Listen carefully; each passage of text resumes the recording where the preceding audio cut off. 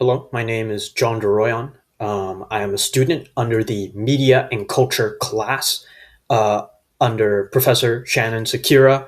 Um, and as per her instructions, I will be recording these vlogs um, and submitting them.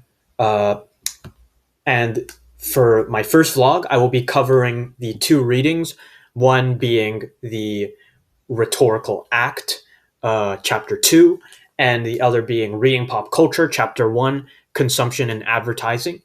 Um, Particularly, I'll be covering Barber, Overselling Capitalism with Consumerism, Lutz, with these words I can sell you anything, Bart's Toys, Ho, Craving the Other, Postrel, In Praise of Chain Stores, and Bryson, The Hard Sell, Advertising in America.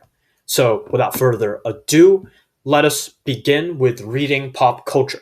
Now, um, with regards to Barth's, the overall theme of this collection of essays, we can see a sort of pattern in that a lot of them sort of capitalize the domineering order within American politics. That is the media industry, the neoliberal sort of capitalistic work ethic that has dominated our culture for, most of America's existence.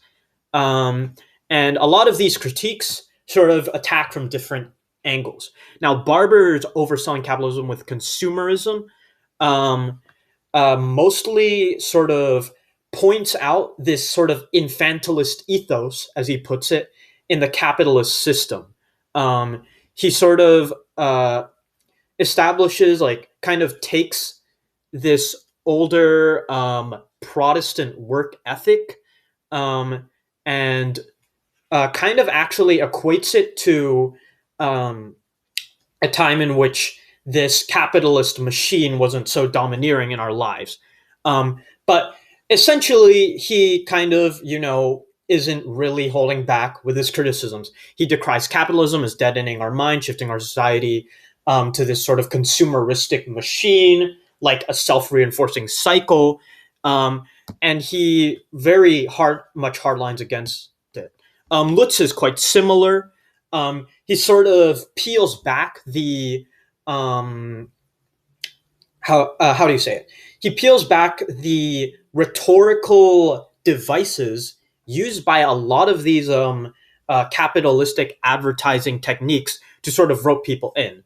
Um, Barth's Toys dives into capitalism's hollow facsimiles. They kind of take these cultural symbols and sort of alter them and commoditize them. And Craving the Other by Soleil actually delves into this a lot more deeply, sort of because she kind of touches on personal experiences, some of which I can actually relate to myself, regarding the commoditization of ethnicities and cultures within America. So it is actually somewhat similar to Barth's talk on toys. But one of these readings actually seems to go against the grain as far as the general theming of these readings is, and it is Postrel's In Praise of Chain Stores. It takes an interesting sort of stance where, like, these endless, like, replicating, like, samey, like, shops that we see as emblems of a cold, ruthless capitalist machine.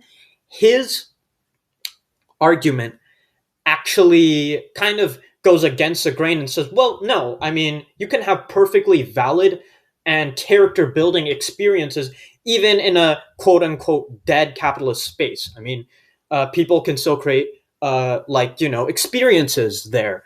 It doesn't make them hollow if, a meaningful experience is tied to it. So, in that sense, he actually does go against the grain.